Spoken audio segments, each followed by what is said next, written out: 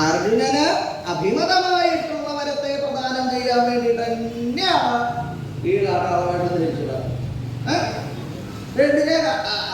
അർജുനന് അഭിമതമായിട്ടുള്ളതെന്ന് പറഞ്ഞാൽ അർജുനൻ എന്താ ആഗ്രഹിക്കണ വെച്ചാൽ അർജുനൻ ആഗ്രഹിക്കണ വരത്തെ കൊടുക്കുക. എന്താ അർജുനന്റെ ആഗ്രഹം ആണെങ്കിൽ വിരോധിച്ചിട്ടാണ് അർജുനൻ തന്റെ ശത്രുക്കളെ സംഹരിക്കാൻ വിഗ്രഹിക്കുക എന്നുള്ളതാണ് അർജുനന്റെ ആവശ്യം. അപ്പൊ ശത്രുസംഹാരത്തിന് വേണ്ടിയിട്ട് ഭഗവാന്റെ ദിവ്യാസുരമായിട്ടുള്ള പാശുപതത്തെ സമ്പാദിക്കുക. ഇതാണ് അർജുനന്റെ ആഗ്രഹം. ആഗ്രഹിക്കുന്നതൊക്കെ ഭക്തന്മാർക്ക് കൊടുക്കാറില്ല. ഇവിടെ അങ്ങനെയല്ല. അർജുനൻ എന്താ ആഗ്രഹിക്കുന്നത് വെച്ചാൽ അത് കൊടുക്കണം എന്ന് വിചാരിച്ചിട്ട് തന്നെയാണ്. അതിനപ്പൊ അവർ ചെന്നങ്ങോട്ട് കൊടുത്താൽ പോരെ എന്നാണെങ്കിൽ അങ്ങനെ അങ്ങോട്ട് കൊടുക്കില്ല. അർജുനന് കൊടുക്കാൻ എന്താ ഒരു വേണമെന്നുള്ളത് വെച്ചാൽ നേരെ ഭഗവാന്റെ രൂപത്തിൽ ചെന്ന് അനുഗ്രഹിച്ചങ്ങോട്ട് കൊടുത്താൽ പോരാ. അതിന് മുമ്പ് എന്ത് വേണം എന്നാണെങ്കിൽ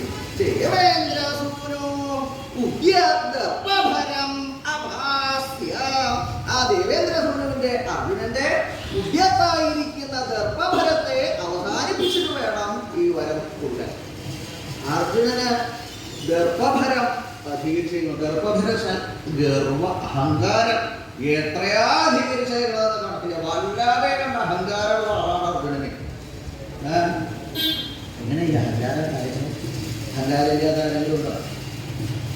ഒന്നുമില്ലാത്തതിന്റെ മുഖത്തേക്ക് നോക്കിയാൽ തന്നെ നല്ല അഹങ്കാര. പല ആളുകളുടെയും മുഖത്തേക്ക് ഒന്നുമില്ല, ഒരു വസ്തുവില്ലാത്തവന്റെ മുഖത്തേക്ക് നോക്കിയാൽ തന്നെ അഹങ്കരിക്കാനുള്ളതാ. നല്ലതും ഉണ്ടായിട്ടാണ് എഴുതി നിൽക്കുന്നത്. എങ്കിലും അവനും അഹങ്കരിക്കാം. അപ്പൊ അർജുനൻ അഹങ്കരിക്കാണ്ടിരിക്കും.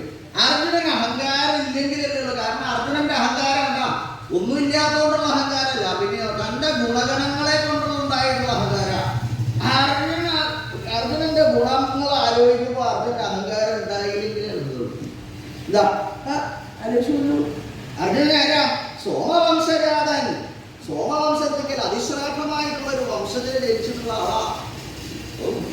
അതിൻ്റെ ഒരു ഭാഗ്യം ചെയ്യണം. ഇങ്ങനെ ജനിക്കണമെന്നുണ്ടെങ്കിൽ വലിയ കേമായിട്ടുള്ള വംശം അത് എല്ലാവർക്കും ഉണ്ടാവണം ഭാഗ്യമില്ല. സോമവംശം പോലെ കേമായിട്ടൊരു വംശം ലോകപ്രസിദ്ധമായിട്ടുള്ളതാണ്.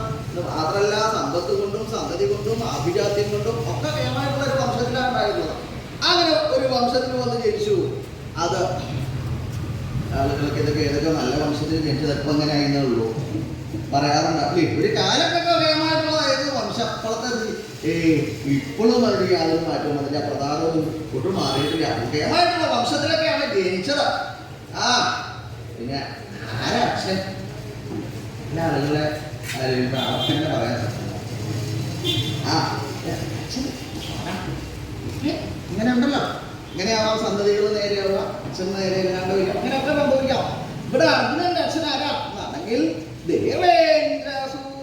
ദേവേന്ദ്രന്റെ പുത്ര, ത്രൈലോക്യം മുഴുവൻ ഭരിക്കാൻ ശക്തനായിട്ടുള്ള ഇന്ദ്രൻ, ദേവശ്രേഷ്ഠനായിട്ടുള്ള ഇന്ദ്രൻ. ആ ഇന്ദ്രന്റെ പുത്രനാണ്. അയോഗ്യനായിട്ടുള്ള ഒരാളെന്ന് പറഞ്ഞാണ് അത് അർജുനനെ അഹങ്കരിക്കാവുന്നതല്ല. അർജുനന്റെ ഗുണത്തിൽ പെടുത്താം. ഇതൊക്കെ അയാളുടെ വംശത്തിന്റെ കേമത്വം, അയാളുടെ അച്ഛന് കേവനാണ്. ഇതൊക്കെ ഉണ്ടാകും. സന്തതിയൊക്കെ ഉണ്ടായി. ഇത് ഞങ്ങൾ പോകുമ്പോഴൊക്കെ വിദ്യാഭ്യാസത്തിന് പോയിട്ടാ. ഈ വിദ്യാഭ്യാസത്തിനൊക്കെ പോയി കഴിയുമ്പോഴാണ് ഗ്രാമങ്ങളിലെ പ്രകൃതമാണ്. പിന്നെ അവിടെ പോയി തിരിച്ച് വന്നു കഴിയുമ്പോൾ അവിടെ മടങ്ങി വന്നു കഴിയുമ്പോഴാണ് അങ്ങോട്ട് പോയ ആളന്നെയാണോ എന്ന് സംശയം തോന്നും.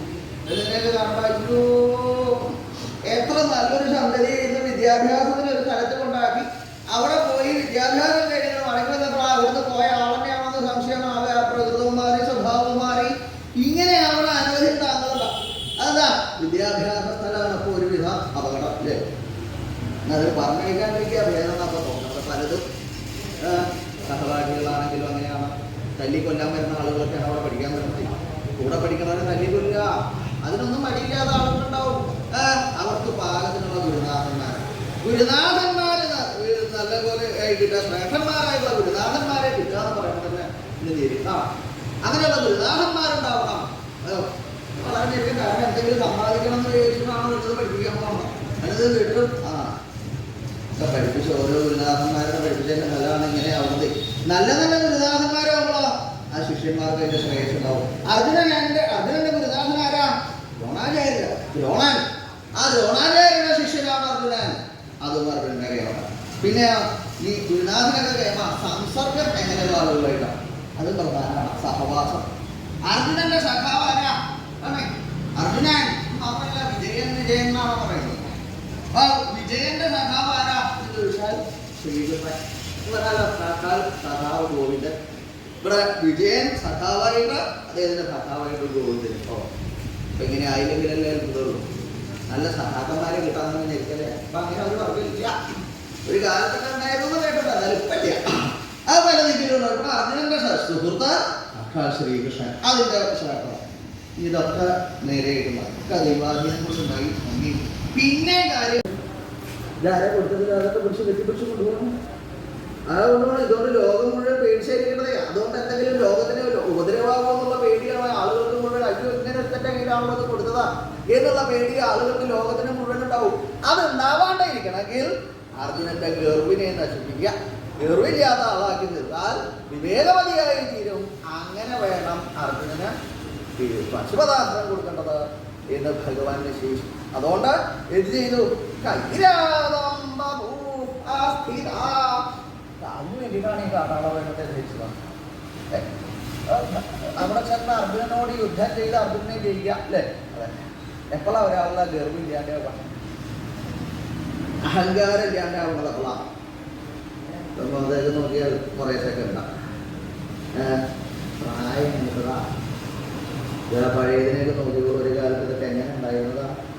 അപ്പൊ അതാ വന്നിരിക്കുന്നുണ്ട്. അയ്യോ ഒന്നിനും വയ്യാതെ പള്ളിയിൽ ഒരു കാര്യം നോക്കും എന്നുള്ള കൂടിക്കാഴ്ചയിൽ കഴിഞ്ഞു. ശരീരത്തിന്റെ ശക്തി അവസാനിച്ചല്ലാണ്ട് ആയി കഴിഞ്ഞാൽ ആർക്കും അഹങ്കാരം ഇല്ലാണ്ടാവും. ആ ശരീരശക്തി ഉള്ള സമയത്താണ് എളിഞ്ഞ് കയ്യും കെട്ടി നിൽക്കണ നിർത്ത് കണ്ട മഹാകേമൻ എന്നെ പോലെ വേറെ ആരാണ് ഇവിടെ ഉള്ളതാ എന്നൊക്കെ തോന്നും. കാരണം ഇപ്പൊ എന്തിനും പറ്റുന്നുള്ള ഭാവ അതൊക്കെ ഇല്ലാണ്ട് എങ്ങനെ അയ്യോ ഞാൻ എത്ര ഉണ്ടായിരുന്നുള്ളൂ, ഞാൻ എന്നെ പറ്റി എന്തൊക്കെയാ വിചാരിച്ചത്, ഞാൻ എനിക്ക് പറ്റാത്തതായിട്ടൊന്നുമില്ല എന്നൊക്കെ ധരിച്ചവരാണല്ലോ ഇപ്പൊ ഇങ്ങനെ ആയി പോയോ. ശരീരശക്തി അവസാനിക്കുമ്പോൾ എല്ലാവർക്കും തോന്നും. ഇവിടെ അർജുനന്റെ ശരീരബലത്തെ ഇല്ലാണ്ടാണ്. ആ ശരീരബലത്തെ ഇല്ലാണ്ടാക്കണമെങ്കിൽ ഭഗവാനെ നേരിട്ട് കൂടി യുദ്ധം ചെയ്താൽ പോരെ എന്നാണെങ്കിൽ അതുകൊണ്ട് കഴിയില്ല. തന്നേക്കാൾ കേമനായിട്ടുള്ള ഒരാളാണ് തന്നെ ജയിക്കണമെങ്കിൽ വലിയ വണ്ണം ഉണ്ടാവില്ല. ഉണ്ടാവും. ആരാണോ തന്നെ ചെയ്തത്, ആരോടാണ് യുദ്ധം ചെയ്തത്, എന്നെ ആളോടാണ്. അയാൾ മഹാകേമനല്ലേ, മഹാകേമനായിട്ടുള്ള ആളാണ്. അദ്ദേഹത്തോടാണ് ഞാൻ പരാജയപ്പെട്ടത്. ആരല്ലോ അങ്ങനെയുള്ള ആളുകളോട് പരാജയപ്പെട്ടാലും അതിന് അഭിമാനമല്ലേ. മഹാകേമന്മാരോട് പരാജയപ്പെട്ട ആർക്കും ബഹമ ഉണ്ടാവില്ല. അതുകൊണ്ട് അഭിമാനം വർദ്ധിക്കും. ഇവിടെ ആരാ ഭഗവാൻ ഏത് രൂപാധീക്ഷനാണെങ്കിൽ ഒരു കാട്ടാളന്റെ വേണ്ട. കാട്ടാളനെ ആരെങ്കിലും മഹാകേമനായിട്ട് കണക്കാക്കാറ്. കാട്ടാളൻ എന്ന് പറഞ്ഞാൽ ആര് ഉള്ള ആളുകളിൽ എല്ലാ വലകളിലും വെച്ച് ഏറ്റവും ഇന്ത്യനായിട്ട് കണക്കാക്കുന്ന ആളുകൾ. കാട്ടാളനെ കണ്ട ആരെങ്കിലും കാട്ടാളൻ നിൽക്കണ്ട ഒന്ന് തൊഴു ഒന്നുമില്ല ഇന്ത്യന്മാരായിട്ട് കണക്കാക്കണവർക്കാ. അങ്ങനെയുള്ള ആ കാട്ടാളനോടാണ് അർജുനൻ പരാജയപ്പെട്ടത് എന്ന് ആലോചിക്കുമ്പോഴാണ് അർജുനന്റെ ഈ ഗർവില്ലാണ്ടാവുള്ളൂ. ഞാനൊരു നിസാരമായിട്ടുള്ള ഒരു കാട്ടാളനോട് പരാജയപ്പെട്ടുല്ലോ എന്ന് തോന്നണം. അതിനുവേണ്ടി ഭഗവാൻ അർജുനനെ അനുഗ്രഹിക്കാൻ തന്നെയാണ് നിശ്ചയിച്ചേക്കുന്നത്. എങ്കിലും അർജുനന്റെ അഹങ്കാരത്തെ ഗർവിനെ നശിപ്പിച്ച് അർജുനന്റെ അഭിമതമായിട്ടുള്ള വരത്തെ കൊടുക്കണം. അതിനെ നിശ്ചയിച്ചിട്ടാണ് ഈ കാട്ടാളവേഷം ധരിക്കുന്നുണ്ടായത്. ഭഗവാൻ എങ്ങനെ അറിയാം അർജുനൻ ഇത്രയൊക്കെ ഗർവുണ്ടെന്ന്? അർജുനൻ പറഞ്ഞു നടക്കണ്ടോ? അർജുനൻ അങ്ങനെ പറഞ്ഞു നടക്കണമെന്നല്ല. എനിക്ക് ഇത്രയ്ക്കൊക്കെ ഉണ്ടാ, എന്നെ പോലെ വേറെ ആരുമില്ല എന്ന് പറയുന്ന ആളുകളുണ്ട്. ഒന്നുമില്ലാത്ത ആളുകൾ പറയും. പക്ഷേ ഇവിടെ അർജുനൻ അങ്ങനെ പറഞ്ഞു നടക്കണ ആളല്ല. എങ്കിലും അർജുനന്റെ ഉള്ളിൽ ഗർവുണ്ടെന്നുള്ളത് ഭഗവാൻ എങ്ങനെ മനസ്സിലാക്കി? ആണെങ്കിൽ അദ്ദേഹം ആരാ? സ്ഥിരജരൗഘാത്മാവാണ് ഭഗവാൻ ശ്രീ പരമേശ്വരൻ. സ്ഥിരമായിട്ടുള്ളതും സ്ഥിരങ്ങളായിട്ടുള്ളതും ചരങ്ങളായിട്ടുള്ളതുമായ ഓഹങ്ങളുടെ ആത്മാവായിട്ടുള്ള ആളാണ്. ചരാചരങ്ങൾക്ക് മുഴുവൻ ആത്മാവ്, അതിലൊക്കെ അന്തർലീനനായിട്ടുള്ള ആളാണ് ഭഗവാൻ. ഭഗവാന്റെ സാന്നിധ്യം ഇല്ലാത്തതായിട്ടൊന്നുമില്ല. അതുകൊണ്ട് ഉള്ളിന്റെ ഉള്ളിൽ എന്താണെന്നുള്ളത് മറ്റൊരാൾ പറഞ്ഞു കൊടുത്തിട്ട് അറിയേണ്ട ആവശ്യമില്ല. ഭഗവാൻ അത് മനസ്സിലാവും. അർജുനന് ഗർവുണ്ടാവും. ആ ഗർവ് ഭഗവാൻ നിശ്ചയിച്ചതിന് ശേഷം എങ്ങനെയുള്ള ആളാണ് അർജുനനെ ഭഗവാൻ തന്നെ പരാജയപ്പെടുത്തുന്നുണ്ടോ? വേറെ ആർക്കെങ്കിലും പരാജയപ്പെടുത്തിക്കൂടെ? അത് സാധിക്കില്ല. അർജുനനെ പരാജയപ്പെടുത്താൻ വേറെ ആരെ കൊണ്ട് സാധിക്കില്ല. വിക്രമനിധിയായിട്ടുള്ള ആളാണ് അർജുനനെ. പരാക്രമത്തിന് നിധിയായിട്ടുള്ള അർജുനനെ പോലെ പരാക്രമശാലിയായിട്ട് വേറെ ആരുമില്ല. എന്താ കാരണം? അർജുനനെ ജയിക്കാനായിട്ട് ആരെല്ലാം പുറപ്പെട്ടിട്ടുണ്ടോ? ഇതാരാ പുറപ്പെട്ടോ? ദേവേന്ദ്രൻ പരാജയപ്പെട്ടു പോയി. അച്ഛനാണോ? ദേവശ്രേഷ്ഠനാണോ? ആ ഇന്ദ്രൻ തന്നെ നേരിട്ട് അർജുനനോട് യുദ്ധത്തിനായിക്കൊണ്ട് പുറപ്പെട്ടിട്ടും അർജുനനെ ജയിക്കാൻ സാധിച്ചില്ല. ദേവേന്ദ്രന് പോലും സാധിച്ചിട്ടില്ല. ആ അർജുനനെ ജയിക്കാൻ ഭഗവാനെ കൊണ്ട് മാത്രമേ സാധിക്കുള്ളൂ എന്ന് ഉദ്ദേശിച്ച വിക്രമനിധിം കൃതാന്മോത്തമം ദേവേന്ദ്രസൂനും യുദ്ധം പ്രക്രമതേ സ്മ. അങ്ങനെ വിക്രമനിധിയായി അതേപോലെ തന്നെ കൃതാന്മോത്തമ ഉത്തമനാണ്.